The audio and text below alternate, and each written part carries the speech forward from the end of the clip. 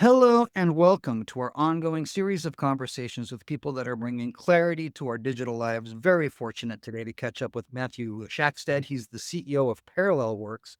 Here today to talk to us a little bit about the optimization opportunities facing life sciences organizations as they explore ways that can optimize compute, especially in the context of today's agentic and AI-driven environment, especially as it relates to things like discovery across the operations of life sciences and research institutions. Matthew, thank you so much for taking the time to chat. Hey, Lane. Happy to be here. Thanks.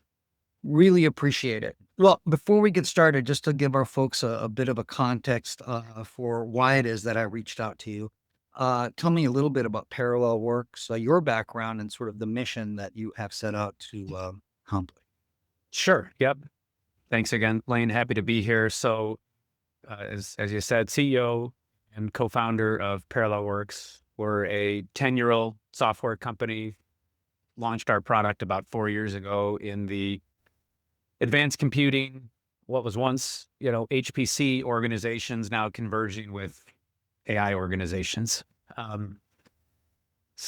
come from a engineering background. I was a practitioner trying to run large scale computing jobs within an enterprise construct and found that difficult and tried to create software tooling, eventually what became Parallel Works, to solve some of those problems. So yeah, we grew up from the kind of conventional HPC world of batch schedulers and big iron machines, saw the whole transition into cloud HPC and leveraging large scale, InfiniBand and tightly coupled MPI jobs in the cloud, which is again now converging, I'd say over the last 2 years, into these organizations wanting to adopt AI systems, which really means accelerator systems for GPU systems with different sorts of schedulers or the same ones they've been using.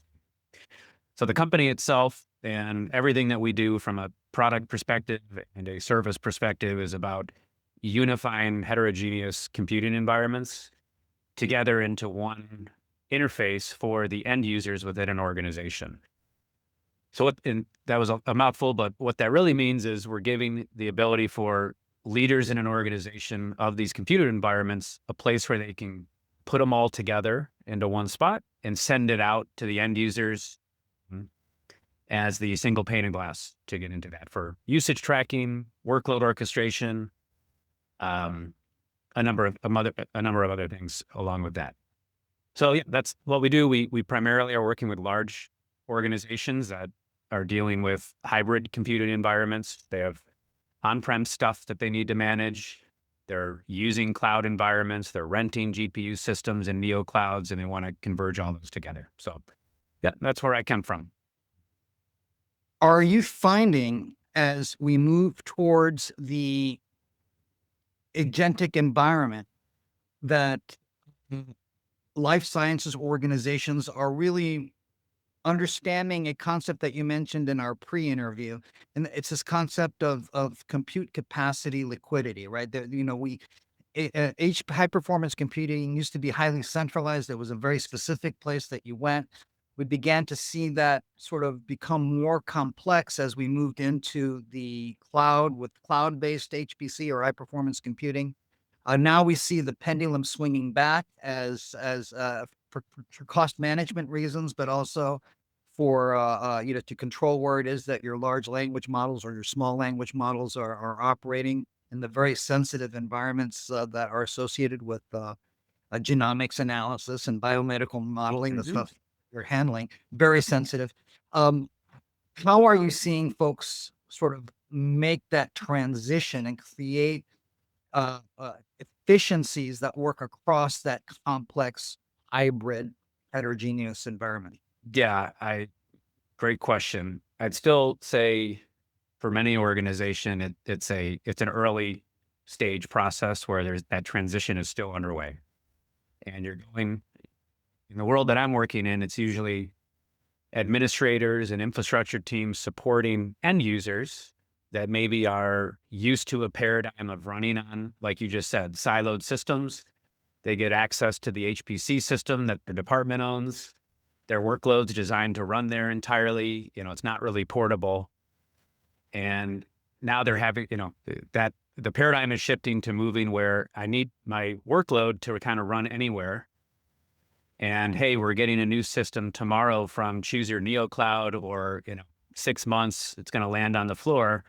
I need to be able to just kind of move the thing seamlessly over there. So it starts to change the way like the end users are designing the workloads. Containerization's been around for quite a while, and you have the paradigm of treating the multitude of systems as kind of a converged, unified whole, which requires specialized tooling to do that. I think it doesn't kind of happen out of the box where, one batch scheduler system can seamlessly talk to these cloud or neo cloud systems. You need tooling layers that exist to be able to connect those things, which is what my company's providing or aiming to provide. It's a never ending process, because I think you can build a lot of things now, actually very inexpensively, with vibe coding and AI tools. But actually maintaining these connections over time is where the real challenge is. It's, updates to the underlying Kubernetes systems you're running on. It's, new architectural changes for that latest, ARM driver that you need to support. That's where a lot of the challenge, I think, comes in, kind of operationalizing these heterogeneous systems. So Matthew, it strikes me that, when we talk about things like vibe coding, or just in general, the natural language processing that has been sort of sprung upon the economy over the last, I guess, 3 years, three Christmas seasons ago, I guess, is when we sort of manifest itself within the form of generative AI. But it's moved very dramatically, but it's democratized the ability to do really interesting things, really productive things. But does it create a bottleneck on the compute infrastructure? In other words, yes, we can do things that's easier to do, but is it sort of adding a net significant increase of what needs to be processed as people explore ways to better understand their trials and their analysis? I mean, I think it's still, I would say, from what I see, and I'm one lens in the world, I think it's still very much emerging. And, this paradigm of using private LLMs or the commercial, frontier models to actually start driving like a drug design simulation campaign or a Monte Carlo simulation that you're going to run, and you're kind of working in this interface as opposed to the conventional way of like, here's my Python or my batch files that are running that campaign. I think we're still seeing that shift occur almost in real time, at least I am.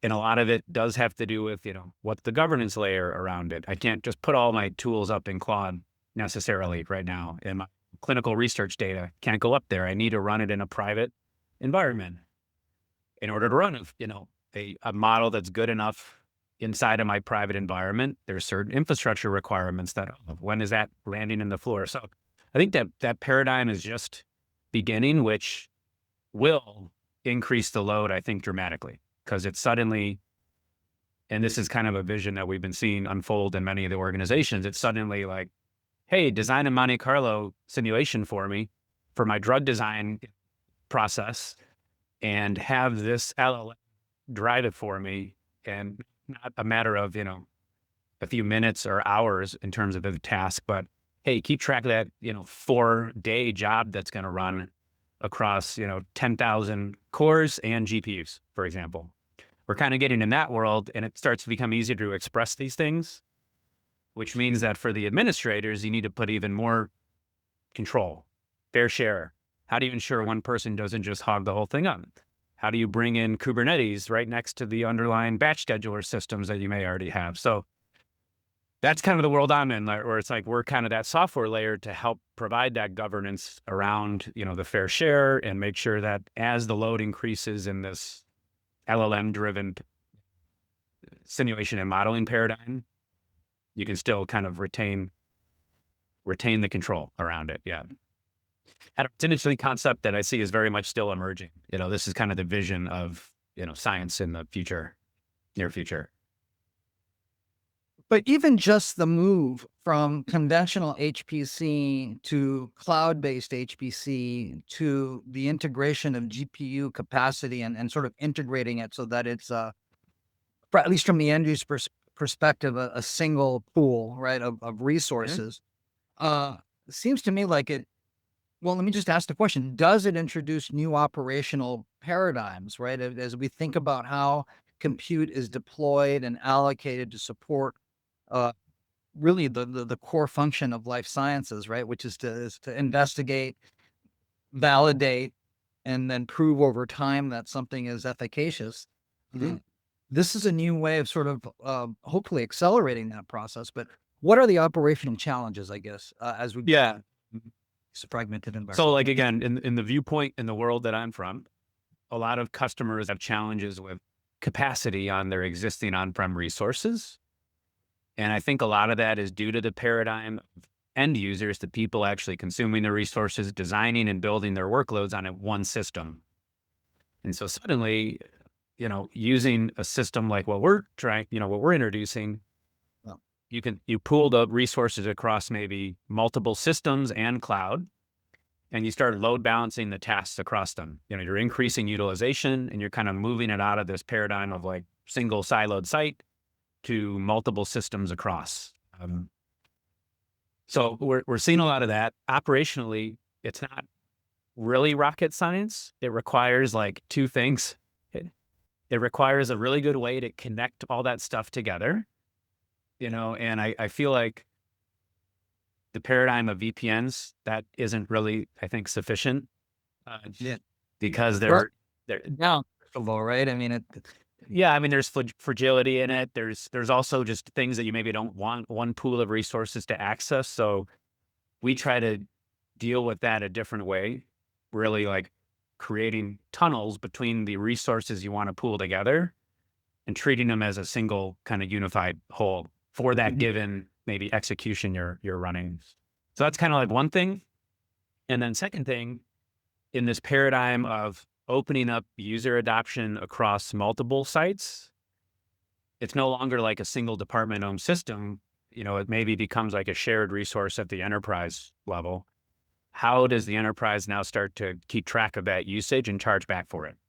Which is, for many organizations, something that maybe they aren't doing yet, but they need to start doing that, especially when you're moving from, a system that a department can afford. Like, hey, I could buy that system, I can afford it, to one that like, I'm getting the latest generation NVIDIA system that my one department can't buy and afford on its own. It needs to be a shared resource because it requires liquid cooling and special data center requirements and power requirements.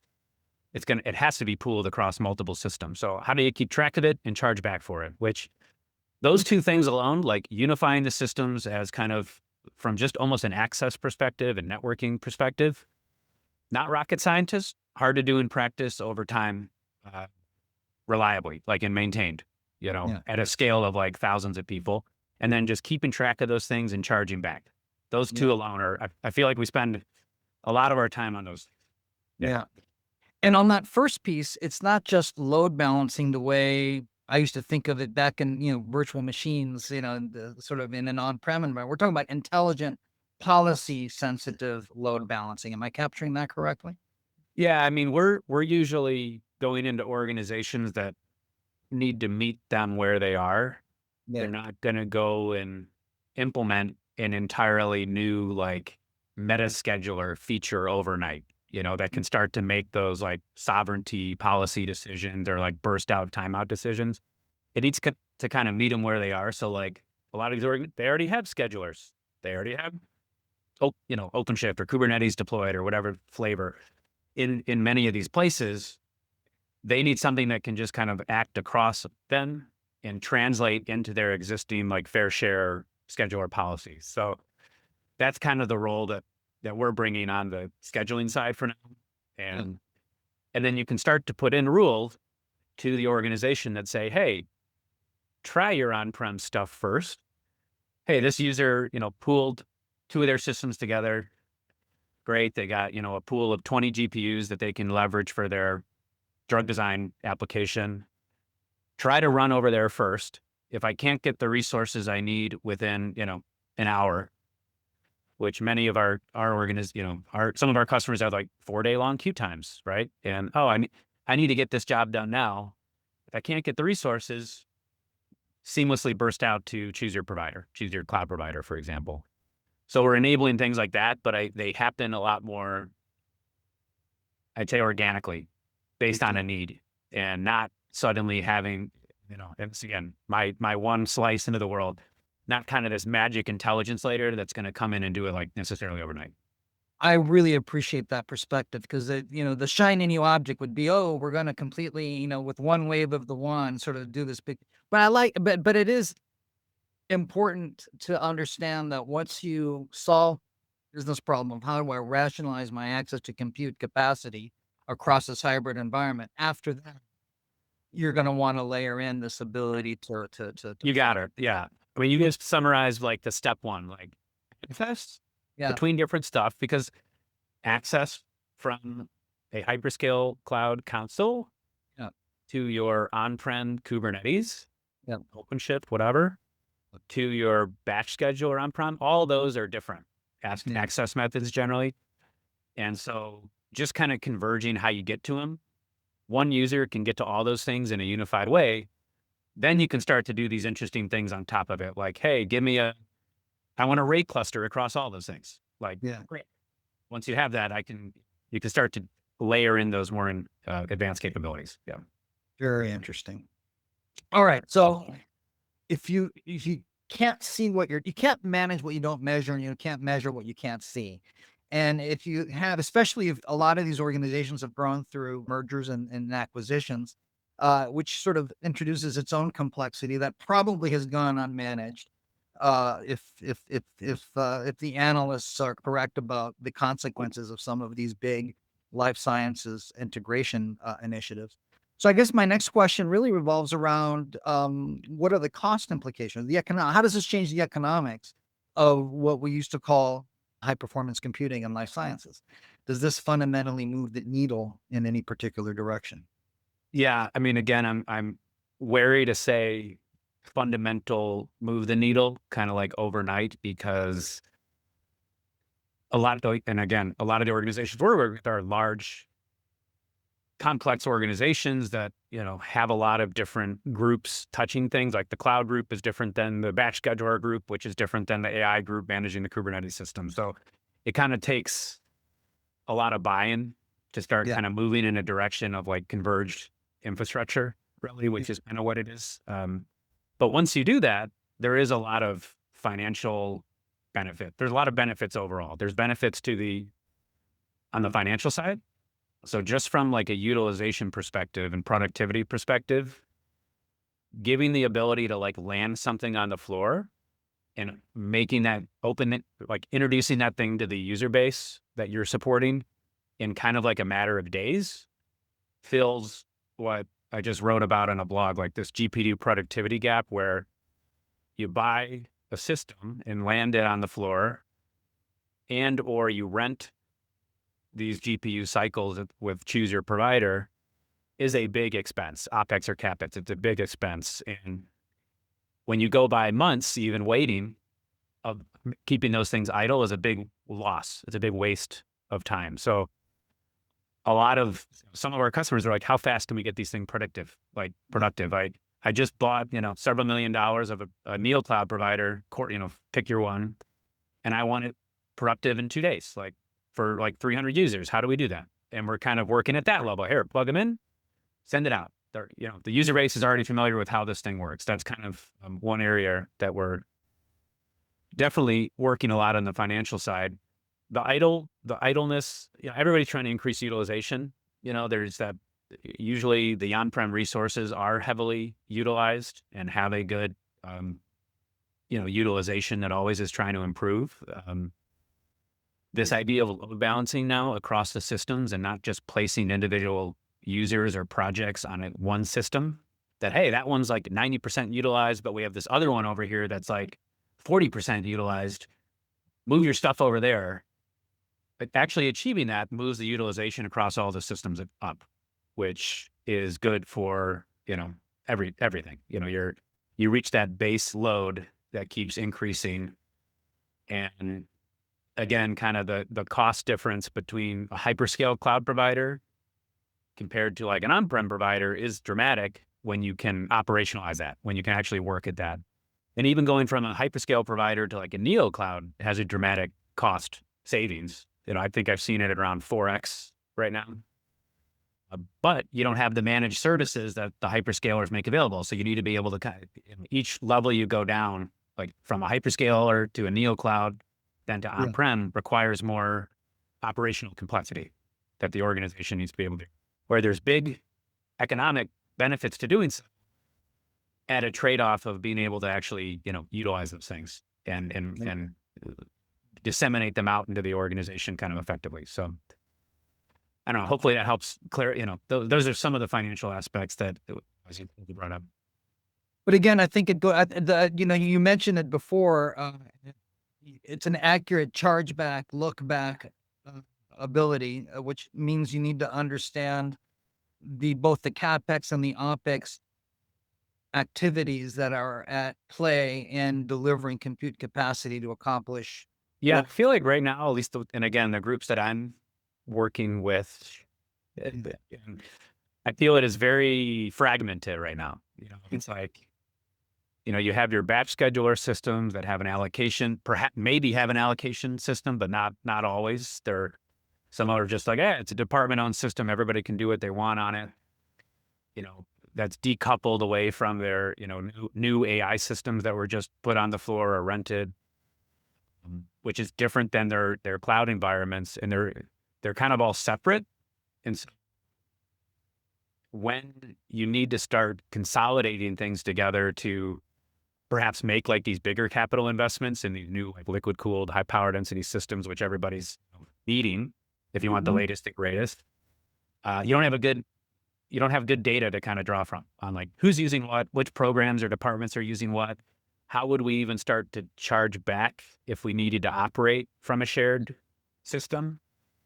And so even starting to just put in like those trackers across the environments and using our software for nothing else but that is kind of like a first point that people get excited about. Like, oh, well, you're telling me I can just get data from our cloud environments, our Kubernetes AI systems, and which, is like LLM token tracking maybe, or something like that, and our batch scheduler systems, and I can just put that in one spot.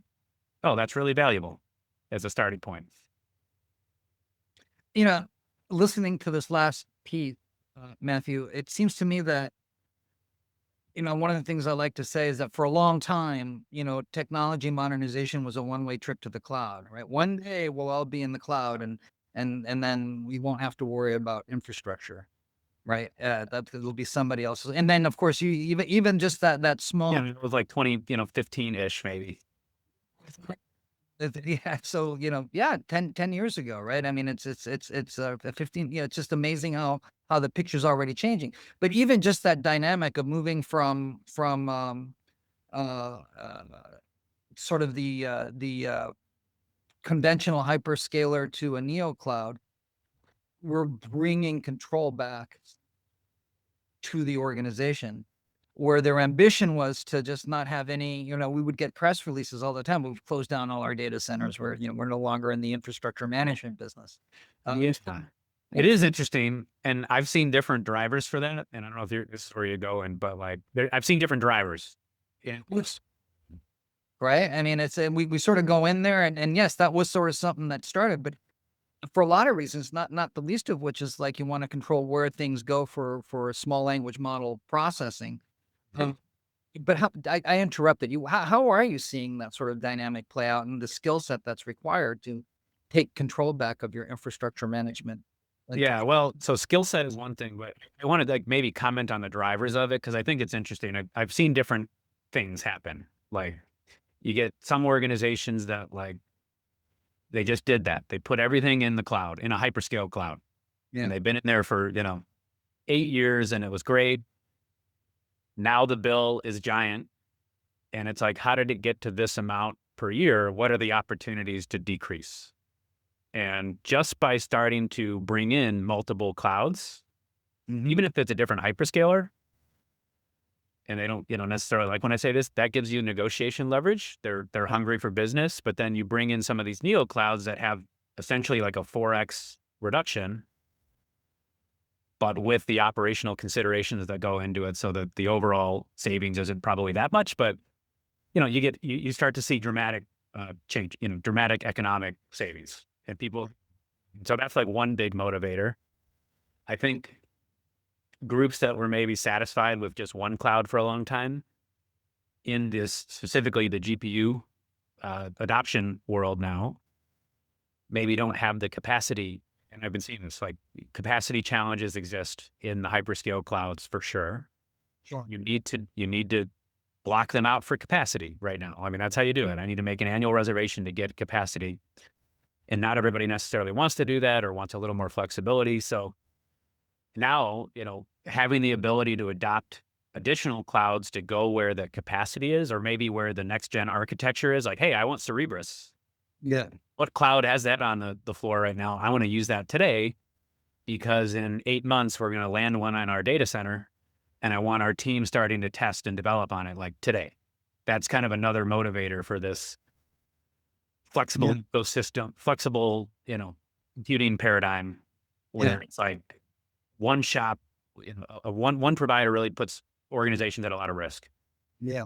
Additionally, a lot of the actual like trained models and the workloads that are being designed are being designed to deploy out to like edge locations or maybe like individual stores or whatever there, or in the case of like life sciences to, labs or hospitals and things like that.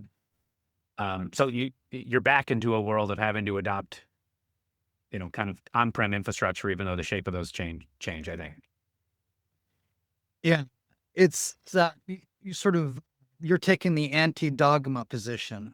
It's not a one-way trip anywhere. It's probably going to be a Yeah, I mean, that's where you talk to the hyperscale providers. We have like a friend or foe a little bit. You talk to these neo clouds, they're like, what do you mean? We want everybody, we want the entire organization on us. Like, what are you talking about? Like, connecting to their other stuff. And like, I don't know. That's again, from my viewpoint, I don't, in the groups that we're working with, that's not really practical, I think. Yeah.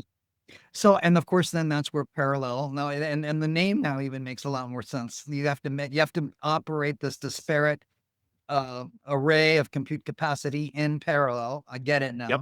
And so you're providing that management plane. So like we make it, it's kind of simple. Like we make a piece of software that kind of sits independently from all those other environments as a control plane. And once you as the organization deploy it, you connect in the different stuff you want, and it becomes the interface that the end users consume the resources out of. So instead of going to like Azure's console or AWS or CoreWeave's console or the OpenShift environment, they're just accessing the resources out of this one interface. That's kind of it. And we're handling some of those things we mentioned before that are kind of mundane and seemingly, like I can make that, but it actually gets different, challenging, where we spend all of our time on, which is like, how do you create very stable access across all these diverse things? And then how do you keep track of the usage and chargeback and allow people to execute tasks across them? That's kind of it. If I had to say, and it's really not rocket science, frankly. I mean, and a lot of times the organizations that we're going into, we kind of have something that does something like that. But like, do you really want to be making these things over time is the question. Because a lot of it's like, Slurm just upgraded. The JSON flag changed. You had your usage tracking system relying on that. Someone's got to go in and fix that and then roll it out to 8 sites or something. It's like, those are the Kubernetes upgraded.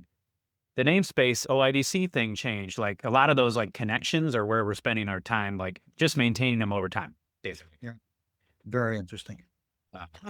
Message being received in the life sciences space. I think, we have, a number of customers in the life sciences space doing a lot of interesting work. And abroad, were you primarily focused on the U.S.? Right now, primarily the U.S. I say that, but we're about to start piloting with a big UK organization that does a very large amount of life sciences work, kind of in the clinical side as well. Not HIPAA, but like near HIPAA compliance.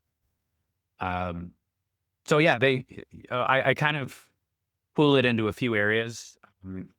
We've had some life science customers and kind of medical research institutes and things like that have been using our software for years in kind of the HPC batch scheduler paradigm and maybe leveraging it for their on-prem environments. And we have our radiology teams doing things and they do things I don't even know, right? I mean, we're kind of like I don't know the actual science and domain stuff going on inside of the platform. We're kind of like the connector that, hey, we're going to bring in our cloud environments now and extend it out under kind of an allocation paradigm. So there's that world. And then more recently, it's been organizations like, hey, we just bought, $5 million on CoreWeave, or we just bought $5 million on Choose Your Provider. I need to roll that out to 100 people like tomorrow. Mhm. And those people are, scientists, engineers, researchers that need to leverage the resources for their R&D computing work primarily. And it's like, how fast can you get it out to them? So it's been a lot of that recently as well. Outstanding. Yeah. Matt, what a wonderful conversation. I really like this concept of compute capacity liquidity that you introduced me to. I think it makes a tremendous amount of sense to sort of think of the flow of compute capacity across these on-prem and then this very complex public cloud environment, whether it's Use it when you need it. Sure. Yes, it's additional cost, but what's the cost of giving that next gen architecture that's sitting on Azure's floor to your team of researchers like today? Yeah. Probably worth it in some way. So yeah, that's it. That's the world we're in. It's a very interesting story, and I'm so glad that you told it. So I appreciate your taking the time to put this into context. Really wonderful conversation. Thank you very much for your time. Yeah, appreciate it, Blaine. Thanks for the opportunity.